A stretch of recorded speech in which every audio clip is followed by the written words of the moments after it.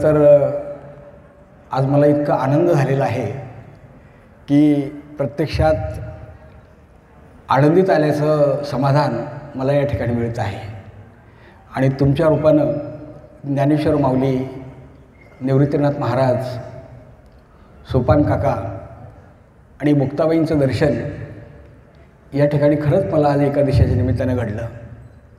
आत्ताच परिचय करून दिला, लगेचच फारसा वेळ न घालवता आपण आपल्या व्याख्यानाला सुरुवात करणार आहोत.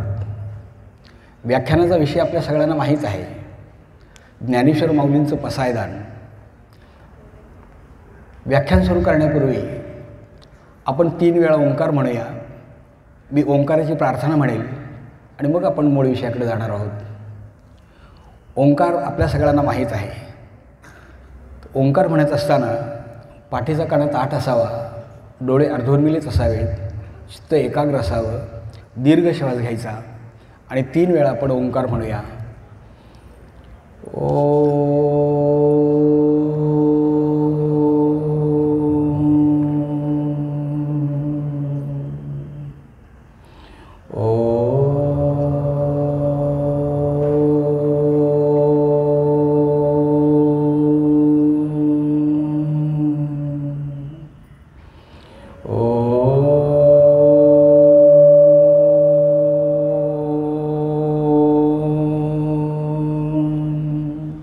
दुनियात नमस्कार स्थितीमध्ये तळे एकमेकावर घासायचे, हळुवारपणे डोळ्यावर ठेवायचे. त्या परमपित्याला नमस्कार करून आपण श्रवणाला सुरुवात करणार आहोत.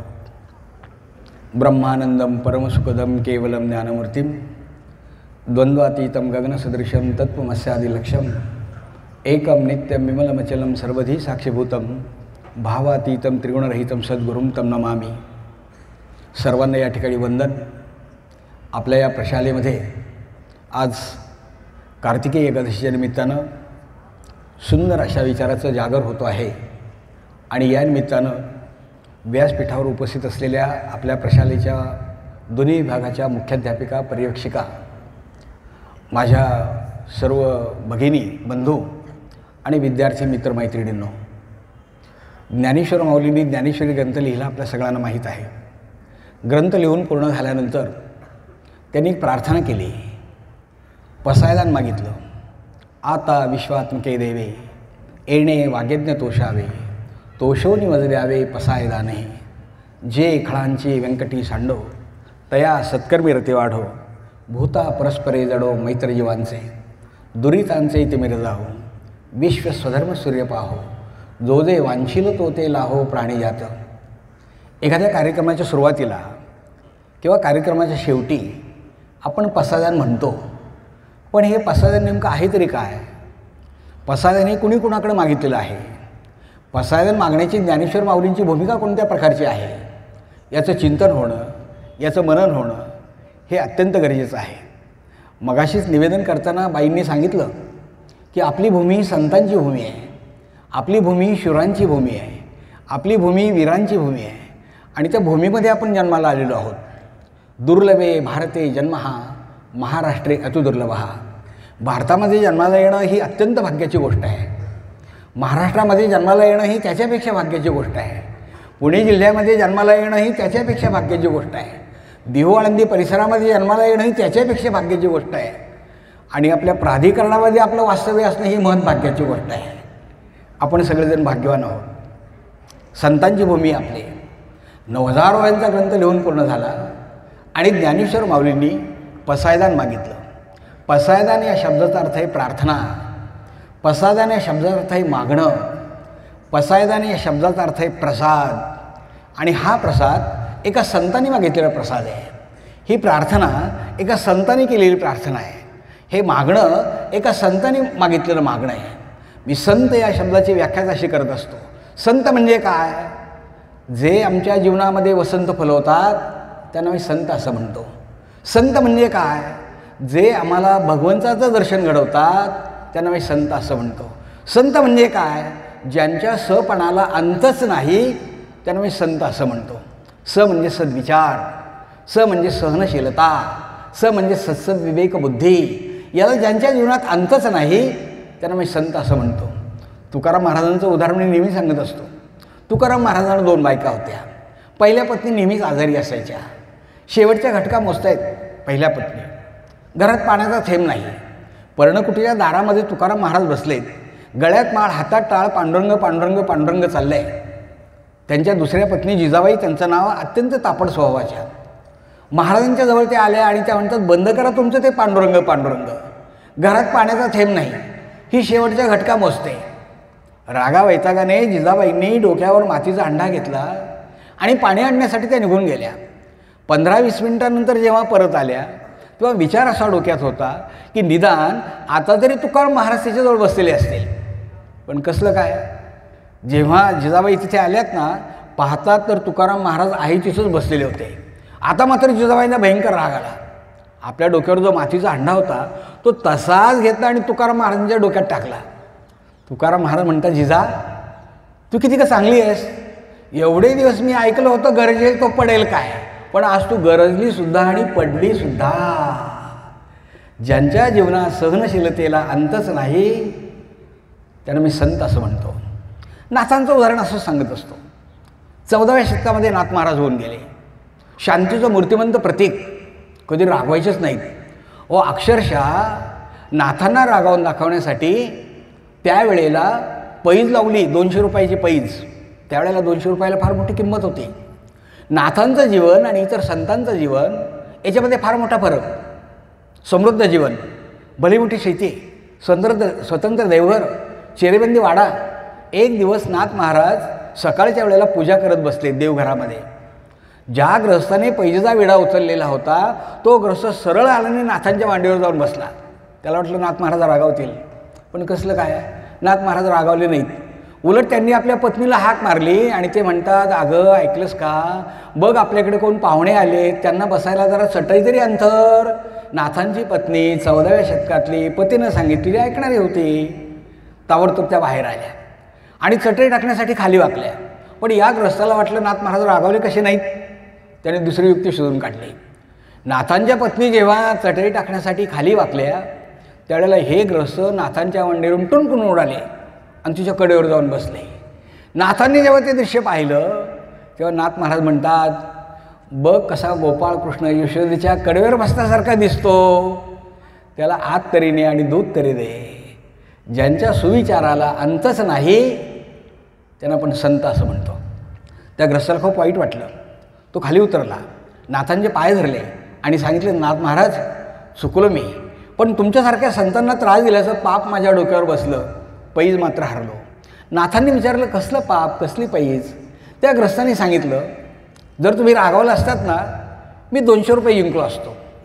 नाथांनी विचारलं, कशासाठी पाहिजे होते 200 रुपये. त्या ग्रस्तांनी सांगितलं, मी माझ्या मुलीचं लग्न करू शकलो असतो. नाथ म्हणतात, एवढंच ना.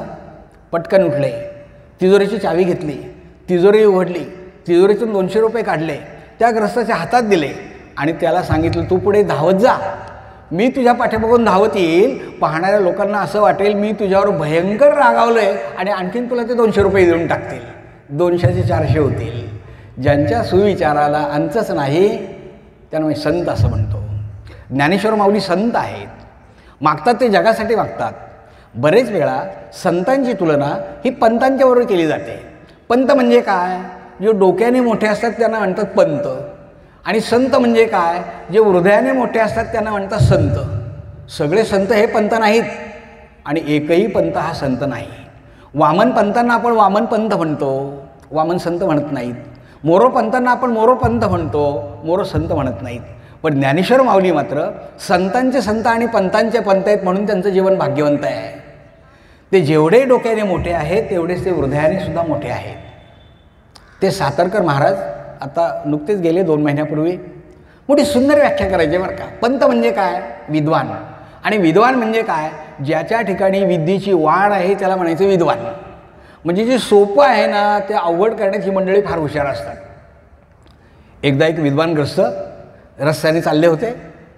एक प्रसंग पाहिला, कागद घेतला, पेन्सिल घेतली आणि लगेच कविता लिहायला सुरुवात केली. अलिकुल वहनाच्या वाहना आणीत होते, शशीधर वहनाने ताडिले मार्ग पंथे. नदी पतिरिपुतात भंगीत झाला, रविसूत जो भूमी संगे निमाला. मी काय काय म्हणालो काही तुमच्या लक्षात आलं नसेल, पण अर्थ सांगितल्यानंतर तुमच्या लक्षात येईल बरं का. अली कुलवहनाच्या वाहना आणीत होते. अली म्हणजे भोंगा आणि त्याचं कुल म्हणजे कमळ, त्याला वाहून येणारं म्हणजे पाणी. एक बाई पाणी आणत होती. शशीधर वहनाने ताडिले मार्ग पंथे. शशी म्हणजे चंद्र, त्याला धारण करणारा म्हणजे शंकर, त्याला वाहून नेणारा नंदी म्हणजेच बैल. एका बैलाने बाईला मारलं. नदी पती रिपुतात भंगीचं झाला. नदी आणि तिचा पती म्हणजे समुद्र, त्याचा रिपू म्हणजे शत्रू, आणि त्याचा जन्म मातीच्या मडक्यात झाला. नदीपती रिपू तात म्हणजे त्याचा वडील म्हणजे मातीचं मडकं. नदीपती रिपू तात भंगीचं झाला म्हणजे मातीचं मडकं खाली पडलं. रवी सुरत जो भूमी संगे निमाला. रवी म्हणजे सूर्य आणि त्याचा पुत्र म्हणजे कर्ण. बाई खाली पडल्यामुळे कानाला जखम झाली. विषय इतका सोपा. एक बाई पाणी आणत होती. एका बैलाने बाईला मारलं. मातीचं मडकं खाली पडलं आणि फुटून गेलं आणि बाई खाली पडल्यामुळे कानाला जखम झाली. विषय इतका सोपा, केला मात्र अवघड. त्यांना म्हणतात पंत. आणि जे असतं अवघड ते करतात सोपं, त्यांना म्हणतात संत. बोलिया रूपाचे रूप दाविनं, अतिंद्रिये परिभोगविनं, इंद्रिया करवी, वाचे बरवे कवित्व, कवित्व बरवे रसिकत्व, रसिकत्वी परतत्व स्पर्श जायचा. माझा मराठीचा बोलू कौतुके, बरी अमृता ते पैजा सिंके, ऐसी अक्षरे रसिके मिळवीनं. हे जे सांगतात ते संत असतात, माऊली संत आहेत. त्यांचं वर्णन करतात नामदेव महाराज. नामामणे ग्रंथ श्रेष्ठ ज्ञानदेवी, एकतरी ओवी अनुभवावी. वर्णन कोण कुणाचं करतं? एक भक्तांचा राजा नामदेव महाराज वर्णन करतात ज्ञानियाच्या राजाचं. वर्णन कोण करतं हे महत्त्वाचं आहे. आम्ही म्हटलं ना भारत देश फार गरीब आहे, आमचं कोणी ऐकणार नाही. पण आमच्या पंतप्रधानांनी म्हटलं ना भारत देश फार गरीब आहे, रात्री 8:30 वाजता टी व्हीवर हेडलाईनमध्ये ते वाक्य येईल. वाक्य तेच आहे, म्हणतो कोणी याला जास्त महत्त्व आहे. कधी कधी वर्णनं प्रेमापोटी केलेली असतात बरं का, कधी कधी वर्णनं प्रेमापोटी केलेली असतात. आई जेव्हा आपल्या मुलाचं वर्णन करते ना, 50% वर्णन खोटं असतं आणि 50%च खरं असतं, कारण प्रेमापोटी केलेलं वर्णन असतं. सासूबाई जेव्हा जावयाचं वर्णन करतात ना, 80% वर्णन खोटं असतं आणि 20%च खरं असतं, कारण प्रेमापोटी केलेलं वर्णन असतं. या ठिकाणी एक भक्तांचा राजा नामदेव महाराज वर्णन करतात ज्ञानियाच्या राजाचं आणि ते म्हणतात एकतरी ओवी अनुभवावी. ओवी वाचणं वेगळं, ओवी म्हणणं वेगळं, ओवी लिहिणं वेगळं आणि ओवी अनुभवणं वेगळं. खरं सांगू का, आज तुम्हालासुद्धा आम्ही शाळेमध्ये जे शिक्षण देतो ना, ते केवळ माहितीचं शिक्षण असतं, ज्ञानाचं शिक्षण नसतं. माहिती आणि ज्ञान या दोन गोष्टींच्यामध्ये फार मोठा फरक आहे. माहितीला अनुभूतीची जोड असावी लागते, अनुभूतीमध्ये विवेक असावा लागतो, त्यावेळेला माणसाला शहाणपण येतं आणि त्यालाच आपण ज्ञान असं म्हणतो. आताही मी विवेक, अनुभूती, शहाणपण काय काय म्हणावं काही तुमच्या लक्षात आलं नसेल, पण एक उदाहरण सांगू का. एक सासूबाई होत्या, सासूबाई आणि सुनबाई नवीनच घरी आलेल्या होत्या. दोघींचं एकमेकीचं फार प्रेम होतं, कारण अजून काय फारशी एकमेकीची ओळख झालेली नव्हती. सासूबाई सुनबाईंना घेऊन बाजारात गेल्या आणि सासू या शब्दाचा अर्थ आपल्या सगळ्यांना माहीत असेल ना. सासू म्हणजे सारख्या सूचना आणि सून म्हणजे सूचना नको, किती वेळा सांगा काही बदल होत नाही. पण या दोघींचं फार प्रेम. सासूबाई सुनबाईंना बाजारात घेऊन गेल्या. त्या भाजीवालीकडे 10 वर्षे भाजी घेत होत्या. भाजीवाल्याला सांगितलं, आजी ही माझी सुनबाई आहे, खूप शिकली, BA झाली, MA झाली, मी काही भाजी न्यायला येणार नाही, माझी सुनबाईच भाजी न्यायला येईल. एकदा नाही, दोनदा नाही, 4 वेळा सांगितलं. चौथ्यांदा जेव्हा भाजीवाल्याने ऐकलं तेव्हा भाजीवाली म्हणते, आजी तुमची सुनबाई खूप शिकली. माझं लगेच लक्षात आलं, कारण पहिल्यांदा पिशवीमध्ये तिने 1/2 किलो टोमॅटो घेतले आणि त्याच्यावर 2 किलो बटाटे घेतले.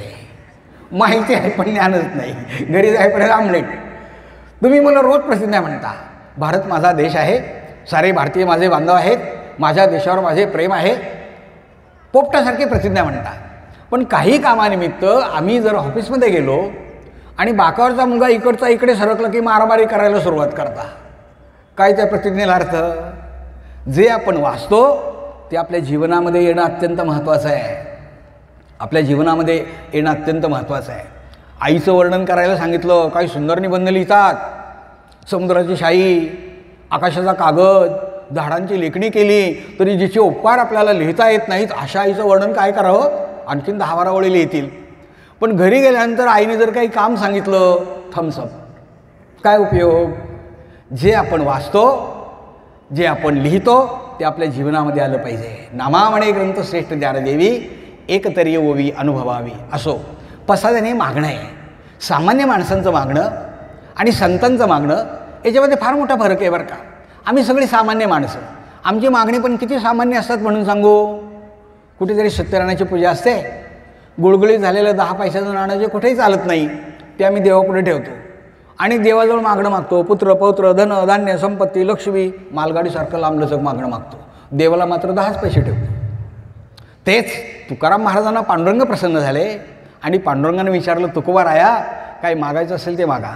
तुकाराम महाराजांनी पांडुरंगाकडे मागणं मागितलं, हेच दान देगा देवा तुझा विसर न व्हावा, गुण गाई न आवडी हेची माझी सर्व जोडी, न लगे मुक्ती आणि संपदा संत संग देई सदा, तुका म्हणे गर्भवासी सुखे घालावे आम्हासे, किती वेळा मला तू जन्माला घाल फक्त मला संतांचा संग दे. असामान्य माणसांचं मागणं हे असामान्य असतं. असो, 9000 यांचा ग्रंथ लिहून पूर्ण झाला आणि मग माऊलींनी मागणं मागितलं, आता विश्वात्मके देवे येणे वागेज्ञ तोषावे, तोषोनी मज द्यावे पसायदान. हे मुलांनो, तुम्ही रोज पसायदान म्हणता, पण पसायदानातला प्रत्येक शब्द माऊलींनी तोलून आपण वापरलेला आहे. आता शब्द का वापरला? आपण सुरुवात करतो आता विश्वात्मके देवे, आता शब्द का वापरला? एखादं काम आम्ही हाती घेतलं ना आणि काम पूर्ण झालं की आमच्या तोंडातून पहिल्यांदा शब्द बाहेर पडतो आता. याला आम्ही कर्तव्यपूर्तीचा आनंद असं म्हणतो. एक उदाहरण सांगितलं म्हणजे तुमच्या लक्षात येईल. आम्ही शिक्षक मंडळी तुम्हाला खूप शिकवतो. मोकळ्या जागा भरा, परीक्षेला नक्की येणार, जोड्या लावा, चांगलं पाठ करून ठेवा. किती वेळ? मुलगा परीक्षागृहात पेपर लिहायला जातो तोपर्यंत आम्ही त्याला सांगतच असतो आणि शिकवतच असतो. घंटा होते, सुपरवायझर आत येतात, आम्ही लगेच त्या मुलाला म्हणतो, बघ बाळा, तुला जेवढं काही शिकवायचं ना, जेवढं काही तुला शिकवायचं ते सगळं मी तुला शिकवलं, आता पेपर लिहिणं हे तुझ्या हातामध्ये आहे.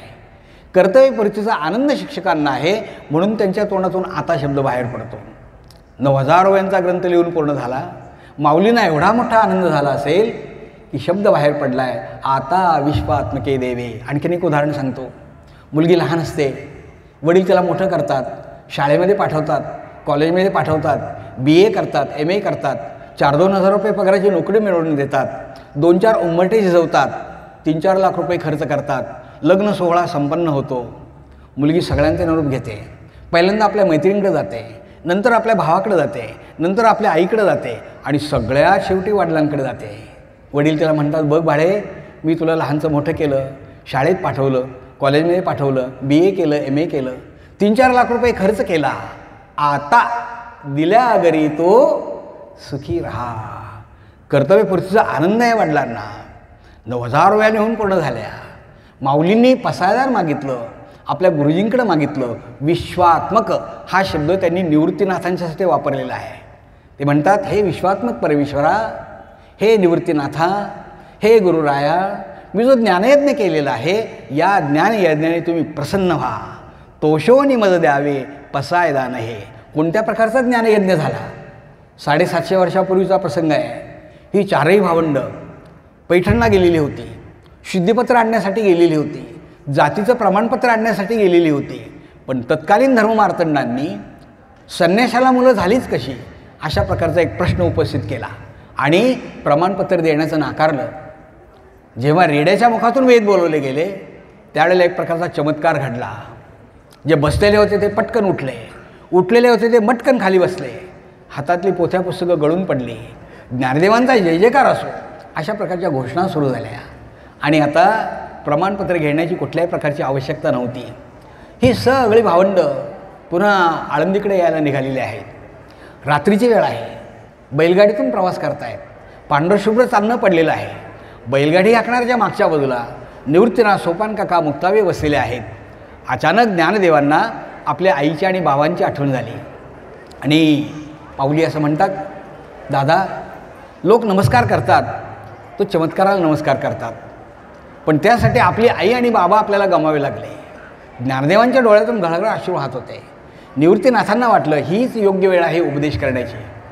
निवृत्तीनाथ ज्ञानदेवांच्या जवळ गेले आणि म्हणतात, ज्ञाना, तूच तुझ्या डोळ्यात ते अश्रू, तुझा हा जन्म कृष्णाष्टमीचा आहे, भगवान श्रीकृष्णाच्या मुरलीचे सूर तुझ्या मुखामध्ये आहेत, खरा धर्म तू लोकांना सांग, मायबोलीतून सांग, मराठीतून सांग. आणि मग ही मुलं जेव्हा नेवासे या गावी आली त्यावेळेला मौनी बाबांच्या मंदिरात पैसाच्या खांबाला टेकून ज्ञानेश्वर महाराज बसलेले आहेत. माऊलींनी ज्ञानेश्वरी सांगायला सुरुवात केली. ओम नमोजी आद्या वेद प्रतिपाद्या जय जय स्वसंविद्या आत्मरूपा देवा तुची गणेशू सकलार्थमती प्रकाशू म्हणे निवृत्तीदासू अवधारी जोजी. एकापेक्षा एक 9,000 वेळा लिहून पूर्ण झाल्या. आणि मग माऊलींनी पसायदान मागितलं. आता विश्वात्मके देवे येणे वाग्यज्ञ तोषावे तोषो निवद द्यावे पसायदान हे. आणि मग त्यांनी पसायदान मागितलं. पहिलंच मागणं मागितलं पसायदान पहिलंच मागणं मागितलं. पसायदानामध्ये 9 ओळी आहेत आणि 7 मागण्या मागितलेल्या आहेत. 7 मागण्या मागितलेल्या आहेत. पहिलं मागणं असं मागितलं आहे, जे खणांची व्यंकटी सांडो तया सत्कर्मी रते वाढो भूता परस्परे जडो मैत्र जीवांचे. एकाच ओळीमध्ये माऊलींनी 3 मागण्या मागितल्या. मागण्यांचा अर्थ फार सोपा आहे, पण संताचं हृदय मात्र फार मोठं आहे. पहिलंच मागणं मागितलं आहे, जे खणांची व्यंकटी सांडो, दुष्टांचा दुष्टपणा जावा. किती सोपं मागणं मागितलं आहे, दुष्टांचा दुष्टपणा जावा. म्हणजे आज आपण माऊलींचं जर तुम्ही चरित्र वाचलं, लहानपणी आईबाबांनी तुम्हाला गोष्टी सांगितल्या असतील, टी व्हीवर तुम्ही एखादी मालिका बघत असाल, त्या मालिकेमध्ये सुद्धा तुम्ही पाहिलं असेल की त्या भावंडांना समाजाकडून किती मोठा त्रास झाला.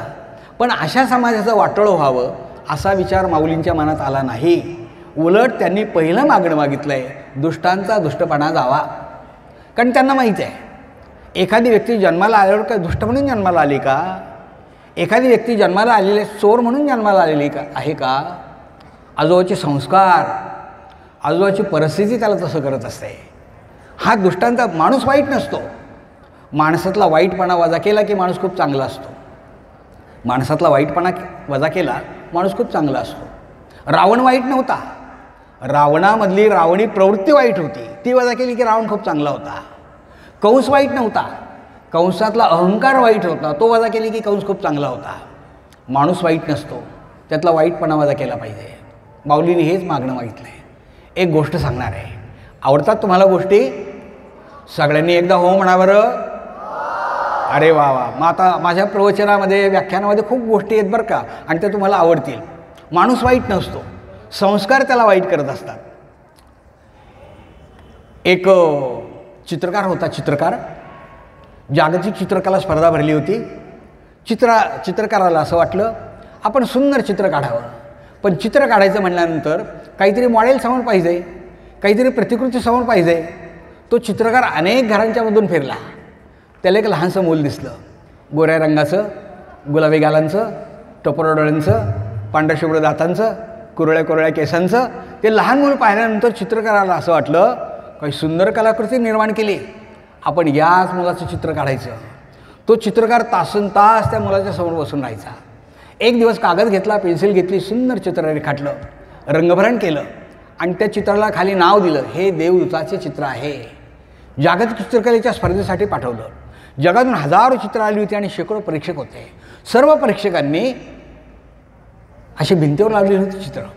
सर्व परीक्षकांनी याच्याच चित्राचा पहिला क्रमांक दिला. लाखो रुपये मिळाले चित्रकाराला, मान सन्मान पैसा कीर्ती सगळं काही.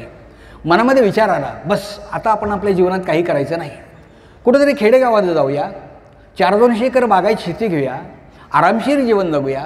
त्या पद्धतीने चित्रकार जवळजवळ 25 वर्ष आरामाने जीवन जगत होता. 25 वर्षानंतर परत त्याला फुरफुरे आले. मनामध्ये विचार आला, नाही बक्षीस मिळाले तरी चालेल, मी यावेळेला सैतानाचे चित्र काढेल. पण सैतान म्हटल्यानंतर पुन्हा काहीतरी मॉडेल समोर पाहिजे ना. राकट चेहऱ्याचा, पिळदार मिशांचा, टपोरड्यांचा, लांब लांब केसांचा, जाडजाड ओठांचा, असा सैतान मला कुठे मिळेल. मनात विचार आला, अशी माणसं बहुधा गुन्हेगार असतात आणि ती आपल्याला तुरुंगात नक्कीच दिसतील. आणि म्हणून तो चित्रकार तुरुंगामध्ये गेला. त्या गजाच्या आड असणारे सगळे लोक पाहिले त्यांनी गुन्हेगार, आणि त्या साहेबांना विचारलं, साहेब तुमच्याकडे एखादा सैतान आहे का? राखट चेहऱ्याचा, पिळदार विषांचा, टोपरडोळ्यांचा, लांब लांब केसांचा, असा एखादा सैतान आहे का? ते तुरुंगातले साहेब म्हणाले, अहो आमच्याकडे सगळे सैतान आहेत, कुठलाही सैतान तुम्ही बघा. पण चित्रकाराची पाहण्याची दृष्टी आणि साहेबांची पाहण्याची दृष्टीच्यात फरक होता ना. गजाच्या आड असणारे अनेक सैतान पाहिले आणि एका सैतानाजवळ उभा राहिला आणि मनामध्ये विचार केला, ओभेऊ सैतानासारखा दिसतोय, आपण याचं चित्र काढायचं. तासनतास त्याच्यासमोर बसून राहायचा. एक दिवस कागद घेतला, पेन्सिल घेतली, सुंदर चित्र रेखाटलं, रंगभरण केलं, खाली नाव दिलं, हे सैतानाचे चित्र आहे. जागतिक चित्रकलेच्या स्पर्धेसाठी पाठवलं. याही वेळेला जगातून हजारो चित्र आली होती, शेकडो परीक्षक होते, सर्व चित्र अशी भिंतीवर लावली होती. सर्व परीक्षकांनी या चित्राचा आशय आणि विषय इतका तंतोतंत जुळणारा होता की या चित्राला पहिला क्रमांक देऊन टाकला. लाखो रुपये मिळाले चित्रकाराला, मान सन्मान पैसा कीर्ती सगळं काही. मनामध्ये विचार आला, ज्याच्यामुळे आपल्याला हे सगळं काही मिळालेलं आहे त्याचे आभार मानण्यासाठी आपण तुरुंगात जाऊया. आणि म्हणून तो चित्रकार तुरुंगात गेला आणि 2 हातांनी सैतानाला नमस्कार केला. सैतान एकटक चित्रकाराकडे पाहत राहिला. तो म्हणाला, 2 वर्षापासून मी या तुरुंगामध्ये आहे. एक खाकी कपडेवाला माणूस येतो, माझ्या पाठीमध्ये दंडुका घालतो, मला पुढे चल म्हणतो. तुम्ही मला 2 हातांनी का नमस्कार करत आहात? त्याच वेळेला चित्रकाराने त्याच्यासाठी ताजीतवानी फळं आणली होती. फळं पाहिल्यानंतर सैतान म्हणायला लागला, 2 वर्षापासून मी या तुरुंगामध्ये आहे, कळणा कोंड्याच्या भाकरी खातो, कांजी पिऊन दिवस काढतो, तुम्ही मला एवढी चांगली चांगली फळं का देत आहात? त्याच वेळेला चित्रकाराने त्याच्यासाठी भरदरी कपडे आणले होते. कपडे पाहिल्यानंतर सैतान म्हणायला लागला, 2 वर्षापासून मी या तुरुंगामध्ये गोणपाटाची कपडे माझ्या अंगावर घालतो, तुम्ही मला एवढी चांगली चांगली कपडे का देत आहात? त्यावेळेला चित्रकाराने सांगितलं, बघ बाबा, तू जागतिक चित्रकला स्पर्धा भरली होती, जगातून हजारो चित्र आली होती, शेकडो परीक्षक होते, सर्व परीक्षकांनी माझ्या चित्राचा पहिला क्रमांक दिला, मला लाखो रुपये मिळाले, मान मिळाला, सन्मान मिळाला, त्यात तुझा महत्त्वाचा वाटा आहे, कारण ते चित्र मी तुझं काढलं होतं म्हणून मी तुला हे सगळं काही देत आहे. त्या सैतान एकटक चित्रकाराकडे पाहत राहिला आणि तो म्हणाला, बरोबर 20 वर्षापूर्वी मी जेव्हा लहान होतो तेव्हा माझ्या घरी असाच एक चित्रकार आला होता आणि त्याने माझंच चित्र काढलं होतं आणि खाली नाव दिलं होतं, हे देवदूताचे चित्र आहे. आता मात्र चित्रकाराच्या डोळ्यातून गळगळ अश्रू व्हायला लागले. तो म्हणाला, हाय रे परमेश्वरा, केवढा मोठा दैव दुर्विलास, ज्याचं चित्र मी देवदूत म्हणून काढलं त्याचं चित्र माझ्यावर सैतान म्हणून काढण्याची पाळी यावी. माणूस वाईट नसतो, संस्कार त्याला वाईट करत असतात. शैतान बनना इतना आसान है तो आदमी बनना का इतना मुश्किल है.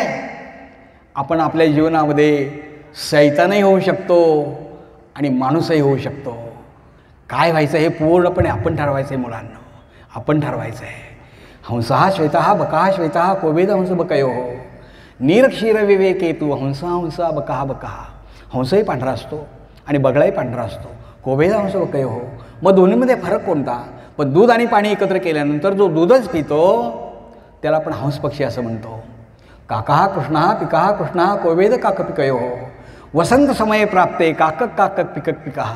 कावळाही काळा असतो आणि कोकिळाही काळी असते, कोवेद काक पिकयो हो. मग दोन्हीमध्ये फरक कोणता? पण वसंत ऋतू आल्यानंतर जो मंजुळ आवाजात गातो त्याला आपण कोकिळ असं म्हणतो. जीवनामध्ये योग्य काय आणि जीवनामध्ये अयोग्य काय केवळ मुलांना तुम्ही ठरवायचं आहे, तुम्ही ठरवायचं आहे.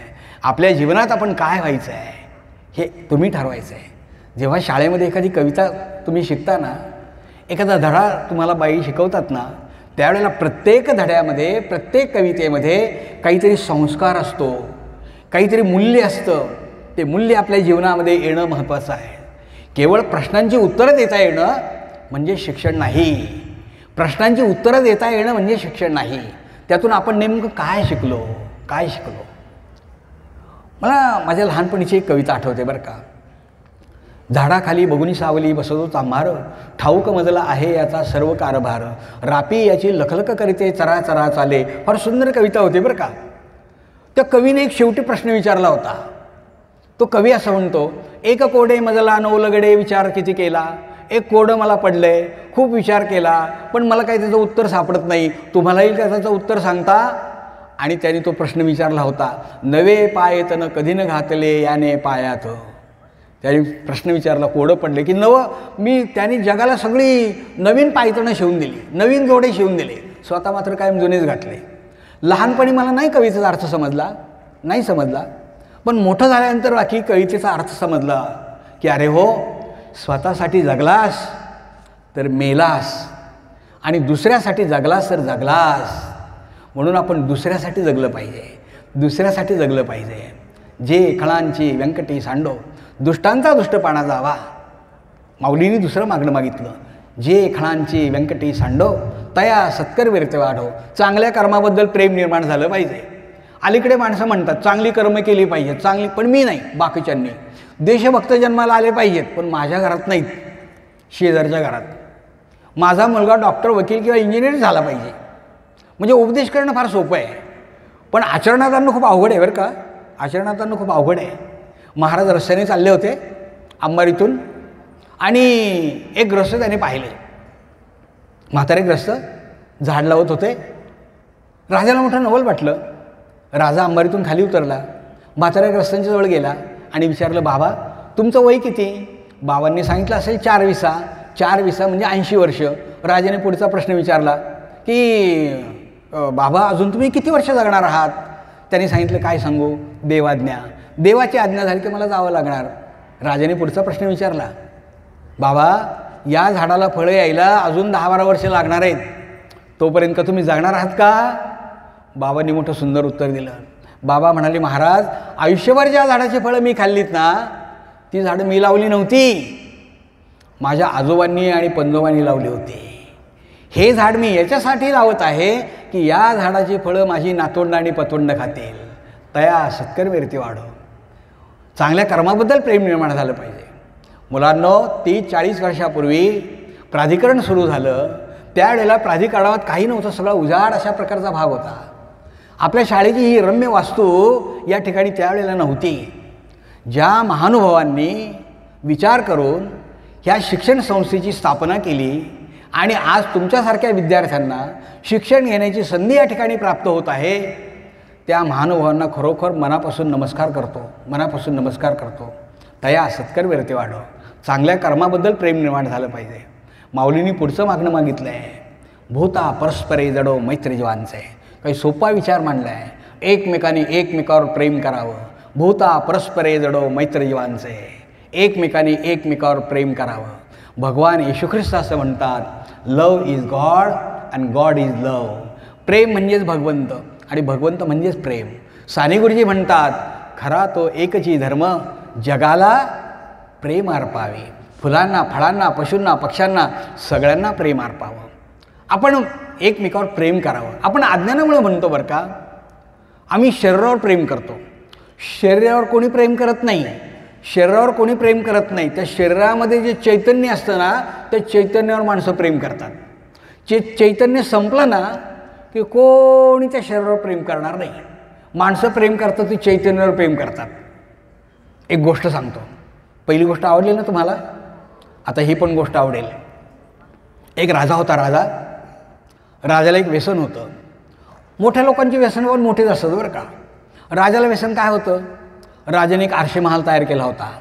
भिंती आरशाच्या, जमीन आरशाची, छत आरशाचं. राजा काय करायचा, रोज एक कुत्रा ते आरशे महालामध्ये सोडायचा. ते कुत्रं आतमध्ये गेलं की ते इकडं तिकडं पाहायचं, मागे पुढे वर खाली. त्याला आरशात जिकडे तिकडे कुत्री दिसायची. आणि एका कुत्र्याने दुसऱ्या कुत्र्याला पाहिलं, ते गप्प बसलं असं कधी होतं का? ते जोरात भुंकायचं. ते भुंकायला लागलं की आरशातलं कुत्रं पण भुंकताना त्याला दिसायचं. आरशातलं कुत्रं भुंकताना दिसलं की हे त्याच्यावर धावून जायचं. आरशावर तोंड आपटून रक्तबंबाळ व्हायचं, तडफडायचं, मरून जायचं. त्याची तडफड पाहिली की राजाला खूप आनंद व्हायचा. मेलेलं कुत्रं पाहिलं की राजाला 4 घास सुखाने जायचे. राजाला ती सवयच लागली. रोज मेलेलं कुत्रं पाहिल्याशिवाय राजाला जेवणच जायचं नाही. तो म्हणून असं कसं काय? बघा ना, काही गोष्टींची सवय आपल्याला अशी लागते की त्या सवयीचं रूपांतर स्वभावामध्ये होतं. आमच्या मोठ्या माणसांना मोबाईलची एवढी सवय लागलेली आहे की प्रवास करत असताना जर आमचा मोबाईल डिस्चार्ज झाला तर पाहुणे म्हणून जर आम्ही कोणाच्या घरी गेलो, घरात प्रवेश केला, त्या बाई पाण्याचा तांब्या घेऊन आमच्यासाठी आणतात, पण खाली कॉटवर बसायच्या अगोदरच आम्ही म्हणतो तुमच्याकडे छोट्या पिनचं चार्जर आहे का चपट्या पिनचं चार्जर आहे? नाही का? इतकी मोबाईलची सवय मला झाली. हसला तर तुम्ही हसत चला बरं का. व्याख्यानामध्ये नेहमी हसायचं. मी बोललेलं तुम्हाला समजतं ना. खूप हसलं पाहिजे. जीवन ही हसण्यासाठी आहे. काही काही माणसं हसतच नाहीत बरं का, हसतच नाहीत. औरंगाबादमध्ये विनोद झाला ना, पुण्यातली माणसं 2 दिवसांनी हसतात. 2 दिवस नवरा बायको विचार करतात, हसू का नको, हसू का नको, हसू का नको. मग 2 दिवसांनी बायको म्हणते आता हसायला काही हरकत नाही. मग दोघे मिळून हसायला सुरुवात करतात. हसला पाहिजे खूप हसलं. एक मुलगा होता बरं का, मुलगा 95% मार्क मिळाले त्याला.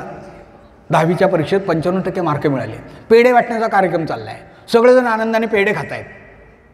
पण मुलाच्या वडिलांचा चेहरा कडक इस्त्री केल्यासारखा, हसूच नाही चेहऱ्यावर. मी त्या माणसाला विचारलं का हो तुमच्या मुलाला 95% मार्क मिळाली, सगळी मुलं लोक आनंदाने पेढे खातात आणि तुमच्या चेहऱ्यावर मला आनंद काय दिसत नाही? तर त्या ग्रस्तांनी सांगितलं त्याचं काय आहे, गेल्या वर्षी जो मुलगा पहिला आला ना त्याला 96% मार्क होती आणि याला 95% मार्क आहेत. काय म्हणावं म्हटलं या माणसाला. पण त्या माणसाची बायको मात्र खूप आनंदी असायची बरं का. सुखात असणार, दुःखात असणार, कायम आनंदी असायची. मी त्या बाईंना विचारलंच, म्हटलं बाई तुमचे मिस्टर तर कधी हसतानाच मला दिसत नाहीत, पण तुम्ही मात्र कायम हसताना दिसता, तुमच्या दोघांचं कसं काय जमतं हो?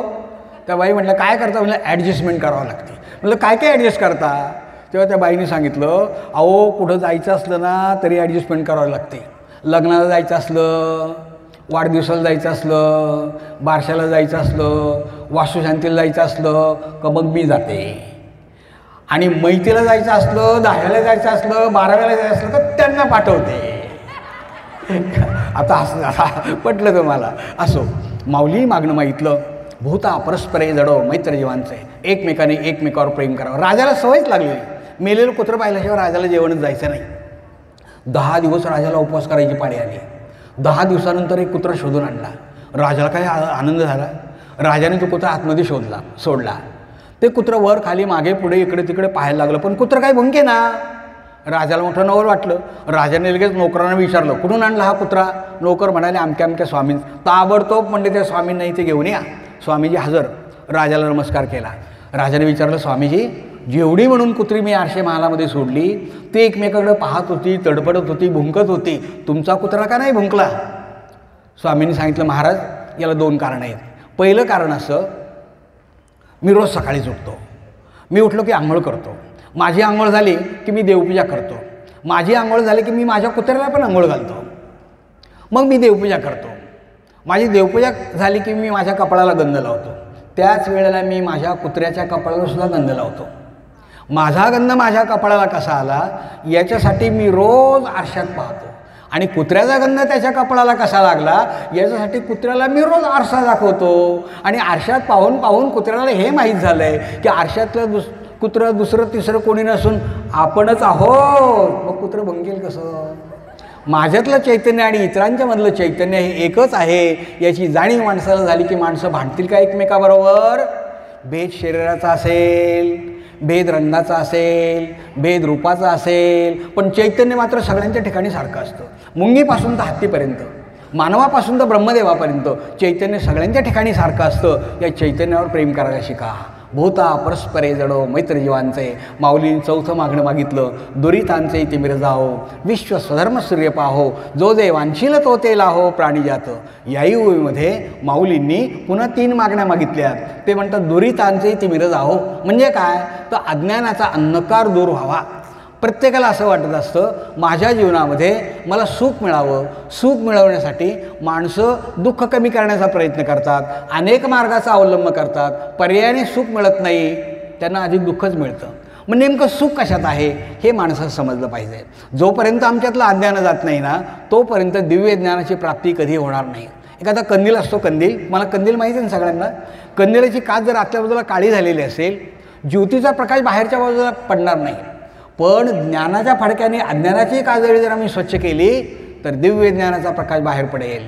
म्हणून आम्हाला जर सुख पाहिजे असेल तर आमच्यातलं अज्ञान गेलं पाहिजे.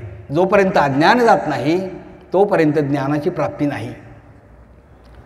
समोरासमोर 2 फ्लॅट होते. फ्लॅट म्हणजे आपल्या सगळ्यांना माहिती आहे, 1 रूम किचन, बाहेरच्या बाजूला गॅलरी, फारफारचं काचा लावलेले असतात. दुसऱ्या मजल्यावर दोघेच नवरा बायको राहत होते बरं का. बायको जरा कुरकुरे स्वभावाची होती. ती आपली गॅलरीमध्ये उभी राहिली की समोरच्या बाईनी तिच्या गॅलरीत तिची कपडे वाळत घातलेली असायची. या बाईला इथून तिची कपडे दिसायची हिच्या गॅलरीतून. नवरा कामावरून आला की लगेच नवऱ्याला म्हणायचे, का हो बघितलेत का समोरची बाई किती घाणेरडी आहे, तिने साधी कपडेसुद्धा तिला चांगली धुता येत नाहीत. नवऱ्याने म्हणावं, काय करायचे जगाची धुणी धुवून आपल्याला, आपलं धुणं आपण धुवायचं. ती तिकडे लिरिल वापरू दे, ओके वापरू दे, नाही तर आणखी टीव्हीतला कुठला साबण वापरू दे, पण बाईचं स्वभावच जायचा नाही बरं का. एक दिवस रविवार होता, तिने सगळं घर स्वच्छ करायला सुरुवात केली. नवऱ्याला वाटलं आपणही मदत करावी. त्याने पण टेबल खुर्च्या काचा वगैरे पुसल्या.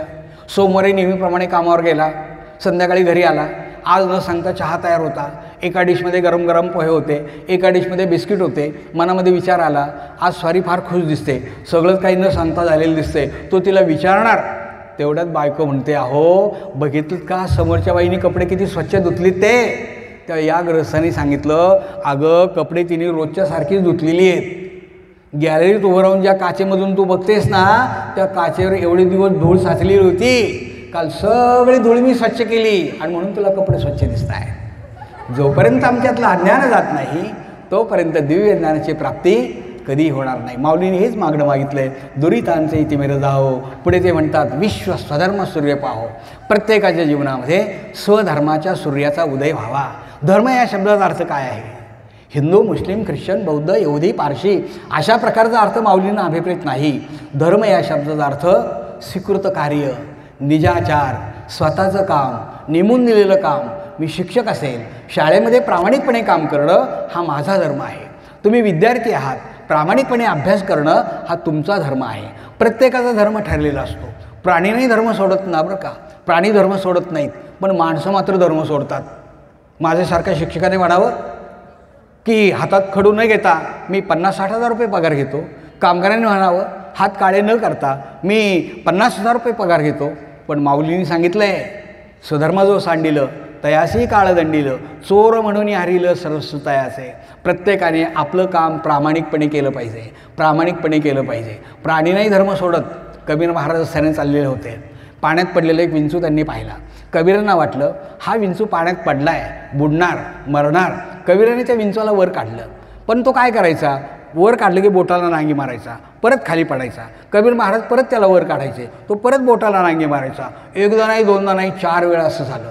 चौथ्यांदा जेव्हा त्या शिष्यांनी पाहिलं तेव्हा एका शिष्याने विचारलं, महाराज त्या विंचवाला तुम्ही पुन्हा पुन्हा वर काढताय आणि तो विंचू पुन्हा पुन्हा तुम्हाला चावतोय, कशासाठी तुम्ही त्याला वर काढता? तेव्हा कबीर महाराजांनी मोठं सुंदर उत्तर दिलं. कबीर महाराज म्हणाले, अरे तो विंचू आहे, चावणं हा त्याचा धर्म आहे. मी माणूस आहे, त्याला वाचवणं हा माझा धर्म आहे. तो जर त्याचा चावण्याचा धर्म सोडत नाही तर मी तरी त्याला वाचवण्याचा माझा धर्म का सोडू?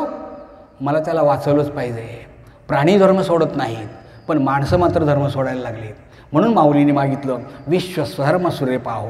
प्रत्येकाच्या जीवनामध्ये स्वधर्माच्या सूर्याचा उदय व्हावा. अंधाऱ्या जागेमध्ये 40 व्होल्टचा दिवा लागला, जिकडे तिकडे प्रकाशच दिसतो. जर सूर्यच माणसाच्या जीवनामध्ये स्वकर्माचा उगवला तर केवढा मोठा आनंद होईल. सावतामाळी फार वेळा पंढरपूरला गेले नाहीत बरं का मुलांना, फार वेळा पंढरपूरला गेले नाहीत. पण कांदा मळा भाजी अवघी विठाबाई माझी, शांती शेवंती फुलली प्रेमे जाई जुई व्याली. सावता म्हणे केला मळा, विठ्ठल पायी गोवी लागला. कांदा मुळा भाजी हीच माझी विठाबाई आहे. मला भगवंतानी जे कर्म दिलं आहे ना, हाच माझा भगवंत आहे. संत सेना न्हावी, लोकांचे केस कापायचे, केस कापता कापता ते अभंग लिहायचे.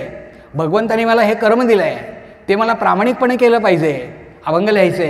आम्ही वारीक वारीक म्हणजे न्हावी. आम्ही वारीक करू हजामत वारीक, विवेक दर्पणाय ना दाऊ, अहंकाराचे शेंडे पिळू, काम क्रोध नखे काढू, शांती उदक माथा चोळू. काही सुंदर विचार या मंडळीने मांडला आहे. ते म्हणतात करू हजामत बारीक, म्हणजे बारीक केस कापणं इतका सोपा अर्थ नाही. माझ्या वाट्याला जे आलेलं काम आहे हे मी इतकं मन लावून करेल, इतकं मन लावून करेल at the bottom of the heart. हृदयाच्या तळापासून ज्या वेळेला काम केलं जाईल ना, त्यावेळेला मिळणारा आनंद हा खूप मोठा असतो. 1947 साली भारताला स्वातंत्र्य मिळालं. पहिले पंतप्रधान पंडित जवाहरलाल नेहरू आणि त्यांच्या मंत्रिमंडळामध्ये C.D. देशमुख म्हणजे चिंतामणराव देशमुख हे भारताचे पहिले अर्थमंत्री होते. आणि रोहा नावाचं छोटंसं गाव रायगड जिल्ह्यामध्ये, गावाच्या लोकांना फार मोठा आनंद झाला. आपल्या गावातली सामान्य कुटुंबातली व्यक्ती आज देशाचा अर्थमंत्री आहे. मोठा नागरिक सत्कार आयोजित केला. सत्काराचा कार्यक्रम संपला. पांढरी शुभ्र लाल दिव्याची गाडी, त्या गाडीमध्ये ते बसलेत. त्यांनी ड्रायव्हरला सांगितलं, ड्रायव्हर मी सांगतो या दिशेने गाडी घेऊन चल. विडी वाकडी वळणं घेत घेत गाडी एका ठिकाणी थांबली. पलीकडच्या बाजूला पडवी होती. पडवीमध्ये खुर्ची होती. खुर्चीवर एक म्हातारे ग्रस्त बसले होते. खुर्ची डुगडुग करत होती. म्हातारे ग्रस्त डुगडुग करत होते. दोन्ही डोळ्यांनी त्यांना दिसत नव्हतं. सी डी देशमुख गाडीतून खाली उतरले. म्हाताऱ्या ग्रस्तांच्या जवळ गेले. खाली वाकून पायाला स्पर्श केला. दोन्ही डोळ्यांनी त्यांना दिसत नव्हतं. त्यांनी विचारलं, कोण बाळ तू, कशासाठी आलास? तेव्हा सी डी देशमुखांनी सांगितलं, मी सी डी देशमुख, मी चिंतामणराव देशमुख, मी भारताचा पहिला अर्थमंत्री झालो आहे. गुरुजी मी तुमचा चिंतू, तुम्हाला नमस्कार करायला आलो आहे. आणि हे शब्द ज्या वेळेला गुरुजींनी ऐकले त्यावेळेला गुरुजींच्या डोळ्यातून 4 थेंब खाली पडले. मला वाटतं प्रत्येक थेंबाची किंमत ही लाखो रुपयापेक्षा जास्त असेल, लाखो रुपयापेक्षा जास्त असेल. आणि अशा प्रकारचे थेंब फक्त शिक्षक आणि शिक्षकांच्या डोळ्यातून बाहेर पडू शकतात, अन्य क्षेत्रातलं नाही. मला खूप अभिमान वाटतो, मी शिक्षक असल्याचा खूप अभिमान वाटतो. सेवानिवृत्त होऊन 15 वर्षे पूर्ण झाली. पण आज मी घडवलेले जे विद्यार्थी आहेत, मगाशीच परिचय देताना सांगितलं की 158 विद्यार्थी माझ्या गुणवत्ता यादीमध्ये आले. आज ही जी शिकवलेली जी मुलं आहेत, या मुलांचे मला फोन येतात. गेल्या वर्षी एका मुलाला राष्ट्रपती पुरस्कार मिळाला, राष्ट्रपती पदक मिळालं, प्रदीप परशुराम कन्नल्लो. कदाचित मुलांनो 10वीच्या पुस्तकामध्ये तुम्हाला एक धडा असेल, मराठी मीडियमच्या पुस्तकात एक धडा असेल. स्वाती महाडिक, कर्तृत्ववान स्त्रिया. स्वाती महाडिक ही जी विद्यार्थिनी आहे, ही विद्यार्थिनी माझी विद्यार्थिनी आहे. तिचे मिस्टर हे सैन्यामध्ये होते, शहीद झाले. तिने वयाच्या 38व्या वर्षी आपलं ट्रेनिंग पूर्ण केलं आणि ती आपल्या देहू रोडला लेफ्टनंट कर्नल म्हणून झाली. कर्तृत्ववान महिलांमध्ये त्या मुलीचा समावेश झाला. अशा मुली घडवण्याचं भाग्य मला लाभलं. मी शिक्षकांना नेहमीच सांगत असतो, प्रत्येक विद्यार्थ्याच्या जीवनमंदिराचा कळस होण्याचं भाग्य जरी आम्हा शिक्षकांचं नसलं तरी त्यांच्या जीवनमंदिराच्या भिंतीची भरभक्कम वीट होण्याचा अधिकार मात्र नक्कीच आहे. आणि अशा प्रकारचा विटांचा अधिकार आपल्याला मिळाला आहे. आणि म्हणून आपलं काम खूप प्रामाणिकपणे केलं पाहिजे, खूप प्रामाणिकपणे केलं पाहिजे. विश्वस्वधर्म सूर्य पाहो, माऊलींनी 6वं मागणं मागितलं, जो जे वांछील तो ते लाहो प्राणी जात, जे ज्याला पाहिजे ते त्याला मिळो, जे ज्याला पाहिजे ते त्याला मिळो. लहान मुलाला काय पाहिजे असतं? चॉकलेट पाहिजे असतं. चॉकलेट मिळालं की ते आनंदी होतं. माऊलींनी हेच मागणं मागितलं आहे. माऊलींचा ज्ञानेश्वरी लिहिण्याचा हेतूच हा आहे. वाघ विलास विस्तारू, गीतार्थेसे विश्वभरू, आनंदाचे यावरू मांडू जगा. या जगामध्ये त्यांना आनंदाचं कुंपण घालायचं आहे, जगामध्ये त्यांना आनंद निर्माण करायचा आहे. मग माणसं आनंदी केव्हा होतील? जे ज्याला पाहिजे ते त्याला मिळालं की माणसं आनंदी होतात. पण जो जे वांछील तो ते लाहो प्राणी जातो. आमचं हे प्रवचन ऐकलं ना, काही काही मंडळी फार डोक्याने हुशार असतात बरं का, काही काही मंडळी हुशार असतात. मी त्यांना सांगितलं ना, बाबा रे आपलं खाद्य नाही, आपण हे खायचं नसतं, हे आपलं पेय नाही, आपण हे प्यायचं नसतं. ते म्हणाले, अहो महाराज तुम्हीच नाही का सांगितलं जो जे वांछील तो ते लाहो प्राणी जातं. आणि मंडळी फार हुशार असतात. आषाढ महिन्यामध्ये आपल्या इकडे अमावस्या येते बघा. त्या अमावस्या दिवशी आपण दिव्याची पूजा करतो ना, दीप अमावस्या म्हणतात. पण काही काही ठिकाणी त्याला काय म्हणतात माहिती आहे तुम्हाला? गटारी अमावस्या. माहिती आहे? सकाळी सकाळीच भरपूर घेतलेली, रस्त्याने चाललाय ग्रस्त, सरळ कुठला वाकडा तिकडे चाललेला होता. एका झाडं जाऊन आदळल्यानंतर खाली पडला आणि उठून उभा राहिला आणि जोरात त्या झाडाला लाथ मारली आणि म्हणतो कसा, मी रस्त्याने चाललोय, माझ्यामध्ये आला समजत नाही तुला? आणि पुन्हा खाली पडला. खाली पडल्यानंतर जो उठून उभा राहिला त्याचं पूर्वेकडचं तोंड पश्चिमेला गेलं, झाड काही त्याला दिसलं नाही. उठल्यानंतर म्हणतो कसा, लाथ मारल्यावर कसा माझा रस्ता सोडला. इतकी मंडळी हुशार असतात. दुपारी 12 वाजले होते, आकाशात सूर्य होता, पण दिवसा या लोकांना तारे दिसतात. तो म्हणतो अरे बघ आकाशात कसा चंद्र दिसतोय. दुसरा म्हणतो अरे तो चंद्र नाही आहे, तो सूर्य आहे. झालं दोघांचं भांडण सुरू. आता भांडण न्यायचं कोणाकडे? पुन्हा एक तिसरा ग्रस्त भेटला, तो यांच्याच संप्रदायातला आणि दिवस सगळा यांचाच होता ना. मग त्याला विचारलं, अरे आता तूच सांग बरं. हा म्हणतो सूर्य आहे आणि मला वाटतं तो चंद्र आहे. मग आता तूच सांग बरं नेमकं काय आहे ते. तर ते तिसऱ्या ग्रस्ताने सांगितलं, त्याचं काय आहे, या गावामध्ये मी नवीनच आलो आहे, त्यामुळं मलाही सांगता येणार नाही हा सूर्य आहे का चंद्र आहे. माणसं इतकी डोक्याने हुशार असतात. जो जे वांछील तो ते लाहो प्राणी जातं, जे ज्याला पाहिजे ते त्याला मिळो, पण केव्हा? वरच्या मागण्या पूर्ण झाल्यात का त्याच्या जीवनामध्ये? दुरितांचे इथे मिरजाओ, विश्वस्वधर्म सूर्य पाहो, तया सत्कर्मी रते वाढो, भूता परस्परे जडो. हे जर पूर्ण झालं असेल तर मग जो जे वांछील तो ते लाहो प्राणी जातं. सरळार्थ नाही घ्यायचा साहित्यामधून कधी. सरळार्थ नाही तर माऊलींनी पहिलंच मागणं ते मागितलं असतं ना, जो जे वांछील तो ते लाहो प्राणी जातं. पण फार शेवटी मागणं मागितलं आहे. आणि आता माऊलींनी शेवटचं मागणं मागितलं, ईश्वर निष्ठांची मांदी आळी, अनवरत भूमंडळी भेटतो होता. ईश्वरनिष्ठ माणसं जिकडे तिकडे हो देत. ईश्वरनिष्ठ माणसं जेव्हा दुसरीकडे जातात ना, ते आपल्यासारखंच दुसऱ्याला करून टाकतात. सजन को सजन मिले मिले ज्ञान की बात, गधे को गधा मिले मिलते हे दो बुक्के और दो लाथ. सज्जनाला सज्जन मिळाले, चांगल्याच गोष्टी ऐकायला मिळतात. पण दोन गाढवं एकत्र आल्यानंतर कालचा गोंधळ बरा होता, बस या पलीकडे त्यांच्या जीवनात काही नसतं. म्हणून माऊलींनी मागणं मागितलंय, ईश्वरनिष्ठ माणसं एकमेकाच्या जवळ जाऊ देत. ईश्वरनिष्ठांची मांदी आळी. ईश्वरनिष्ठ म्हणजे काय? जे भगवंताची भक्ती करतात त्यांना ईश्वरनिष्ठ असं म्हणतात. ईश्वरनिष्ठ म्हणजे काय? तर जो सातत्याने चांगलं जीवन जगतो त्याला ईश्वरनिष्ठ माणसं अशी म्हणतात. ईश्वरनिष्ठ माणसं म्हणजे काय? जो स्थितप्रज्ञाचं जीवन जगतो त्याला ईश्वरनिष्ठ म्हणतात. ईश्वरनिष्ठ माणसं म्हणजे काय? तर जो नवाच्या पाड्याचं जीवन जगतो त्याला म्हणायचं ईश्वरनिष्ठ. तुम्ही म्हणाल सर आम्हाला काय तिसरीतल्या मुलांसारखा नवाचा पाडा सांगितला, पण नवाचा पाडा कसाही मोजा, आतल्या आकड्यांची बेरीज 9च येणार. 9 दुनी 18 म्हणा, 8 आणि 1 9, 9 त्रिक 27 म्हणा, 7 आणि 2 9, 9 9 81 म्हणा, 8 आणि 1 9. नवाच्या पाड्याचं जीवन म्हणजे काय? तर जसा 30 तारखेला वागला तसाच तो 1 तारखेला वागला पाहिजे. माझ्या म्हणण्याचा अर्थ काही मुलांच्या लक्षात आला असेल. जसा 30 तारखेला वागला तसाच 1 तारखेला वागला पाहिजे. नाहीतर मग काय होतं माहिती आहे का? 1 ते 10 पगाराचे दिवस असतात ना, 1 ते 10 एकदम गरम, 10 ते 20 नरम, आणि 20 ते 30 बेशरम. देता का 5-25 रुपये उसने? याला ईश्वरनिष्ठ म्हणत नाही. ईश्वरनिष्ठ माणूस सातत्याने जीवन जगणार असतो.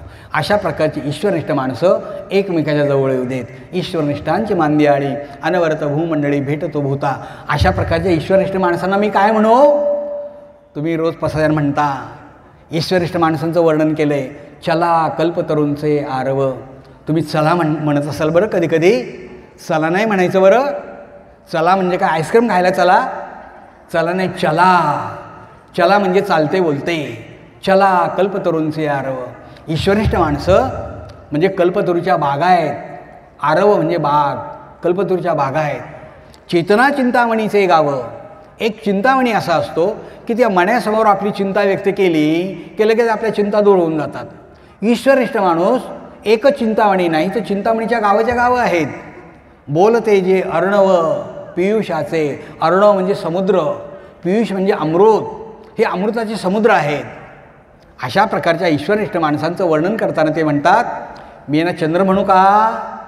चंद्रमे जे अलांछन, मार्तंड जे तापहीन, ते सर्वही सदा सज्जन सोयरे होते. मी यांना चंद्र म्हणू का? पण चंद्राला तरी कलंक असतो, पण ईश्वरनिष्ठ माणसाला कुठेही कलंक नसतो. ईश्वरनिष्ठ माणसाला कुठेही कलंक नसतो. मी यांना सूर्य म्हणू का? पण सूर्य तरी तापदायक असतो, पण ईश्वरनिष्ठ माणूस कधीही तापदायक नसतो. बघा ना, सकाळचा सूर्य आपल्याला बरा वाटत होता, आता जरा जरा वर यायला लागला तर आपणच सूर्यापासून बाजूला जायला लागलो. म्हणजे एकदा खालचा माणूस वर गेला की बिघडला म्हणून समजा. ईश्वरनिष्ठ माणूस कुठेही असला तरी तो चांगलाच असतो. तो सूर्य आहे, पण तापहीन अशा प्रकारचा सूर्य आहे. माऊलींना निवृत्तीनाथांना एक गोष्ट माहीत आहे, जोपर्यंत आपण ज्ञानदेवांना हो म्हणत नाही तोपर्यंत ज्ञानदेव महाराज सारखं मागत राहणार आहे. आणि म्हणून कुठेतरी आपण हो म्हटलं पाहिजे. म्हणून पसायदानामध्ये शेवटची ओळ आली, एत म्हणे श्री विश्वेश्वराव. या ठिकाणी विश्वेश्वराव म्हणजे निवृत्तीनाथ महाराज मागणं मागितलं विश्वात्मक परमेश्वराकडं, म्हणजेच निवृत्तीनाथ महाराजांकडं. आणि आता आशीर्वाद देत आहेत विश्वेश्वराव. एत म्हणे श्री विश्वेश्वराव. या ठिकाणी निवृत्तीनाथ महाराज असं म्हणतात, हा होईल दानपसाव. ज्ञानदेवा, तुम्ही माझ्याकडे जे काही मागितलेलं आहे ना, हे सगळं पूर्ण होऊन जाईल. आणि हो म्हटल्याबरोबर ज्ञानदेवांना एवढा मोठा आनंद झाला की पुढे ओळ आली, येणे वरे ज्ञानदेव सुखिया झाला. Thank you God. लगेच त्यांनी आपल्या देवाचे आभार मानले. हा शब्द का आला याचं 1-2 मिनिटात निरूपण करतो आणि माझं या ठिकाणचं व्याख्यान संपवतो.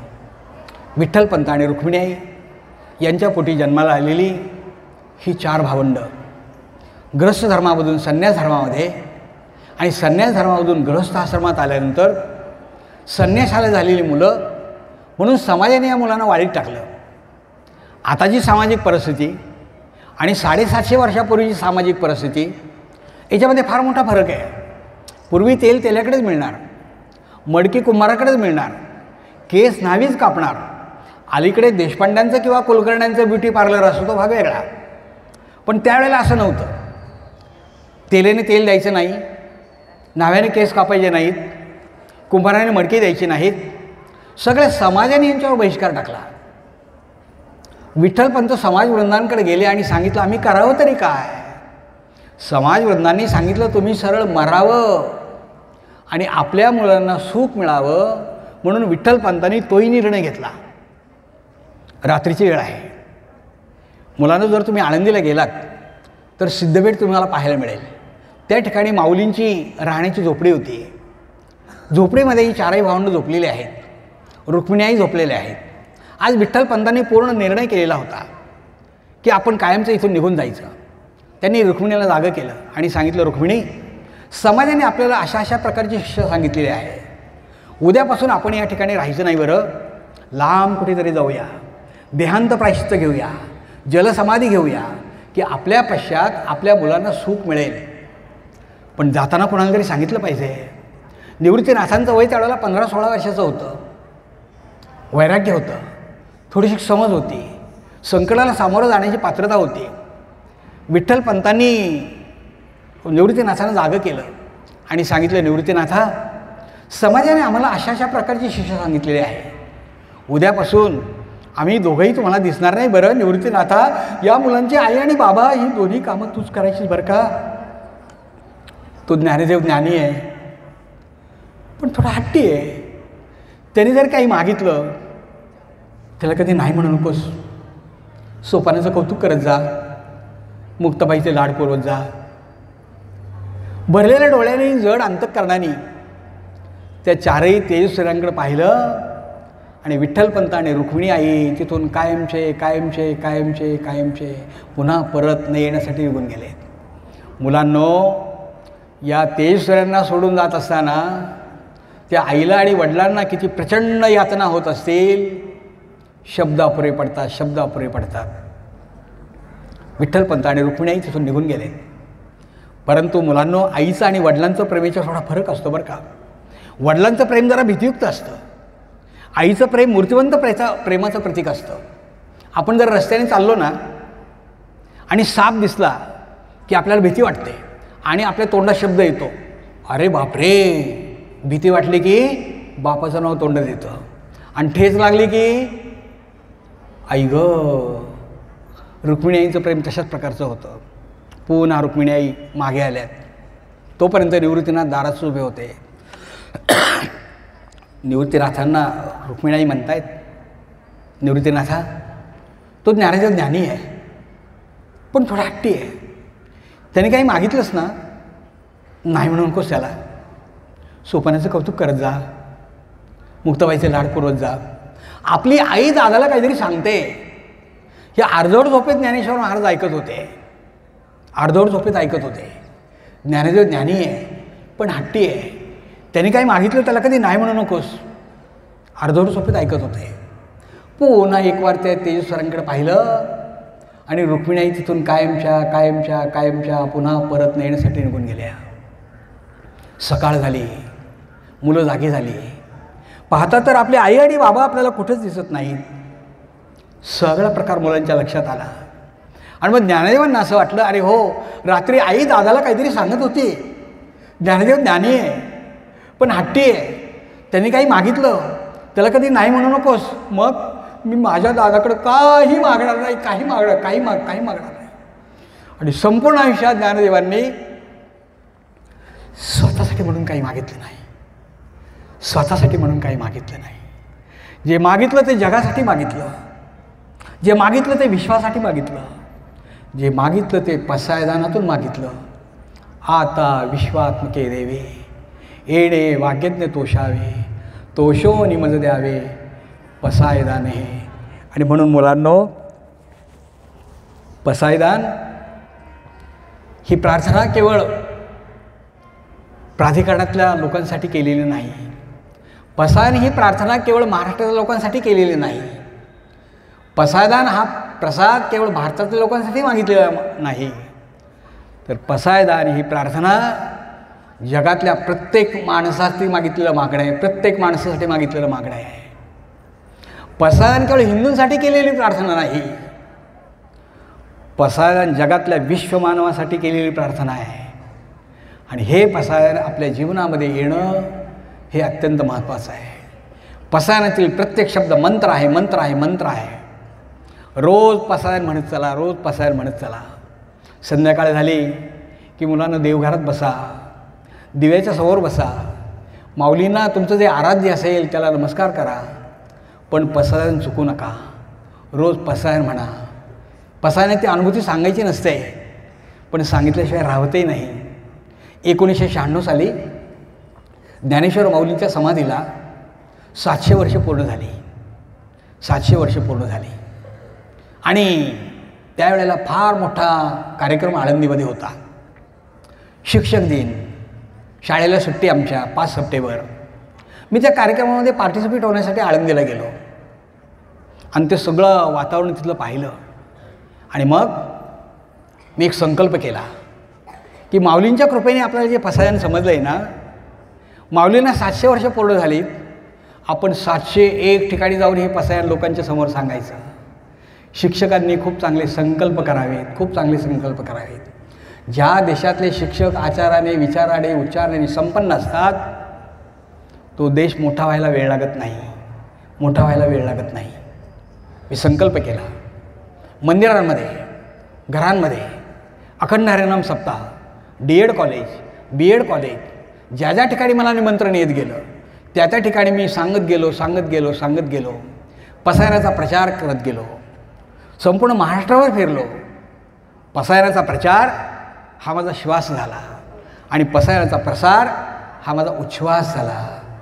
कुठेतरी संकल्प करून 4 वर्ष पूर्ण झाली असतील नसतील, कुठेतरी संकल्प करून 300-400 प्रवचनं पूर्ण झाली असतील नसतील, माऊलींनी माझ्या जीवनामध्ये एवढं मोठं पसायदान दिलं, एवढं मोठं पसायदान दिलं की 5 सप्टेंबर 2000ला माऊलींनी मला डायरेक्ट दिल्लीला राष्ट्रपतींकडेच पाठवून दिलं. आणि आमच्या शिक्षकांच्या जीवनातला सर्वोच्च राष्ट्रपती पुरस्कार मला दिल्ली या ठिकाणी मिळाला. त्यामध्ये केवळ ज्ञानेश्वर माऊलींच्या पसायदानाची अनुभूती आहे. लक्षात ठेवा, केवळ अनुभूती आहे. अशा प्रकारचं पसायदान आपल्या जीवनामध्ये येणं हे अत्यंत महत्त्वाचं आहे, अत्यंत महत्त्वाचं आहे. असो, आज कार्तिकी एकादशी आणि काय आनंद झाला म्हणून मला सांगू, या एकादशीच्या निमित्ताने मी सकाळीच सांगितलं की हे सगळं प्रसन्न वातावरण पाहिलं. आळंदीतले सगळे वारकरी मला भेटले. माऊलींचं दर्शन तुमच्या रूपाने झालं. निवृत्तीनाथ सोपान काका, मुक्ताबाई पाहिल्या. तुम्हाला सर्वांना एकदा पुनश्च मनापासून नमस्कार करतो. आपल्या शाळेतल्या शिक्षिका, माझ्या व्यवसाय भगिनी, व्यवसाय बंधू, शाळेचे मुख्याध्यापक, पर्यवेक्षक या सर्वांशी मी नतमस्तक होतो. शाळेतले संस्था प्रमुख यांनाही सविनय अशा प्रकारचा नमस्कार करतो आणि याच ठिकाणी थांबतो. रामकृष्ण हरी, रामकृष्ण हरी, रामकृष्ण हरी.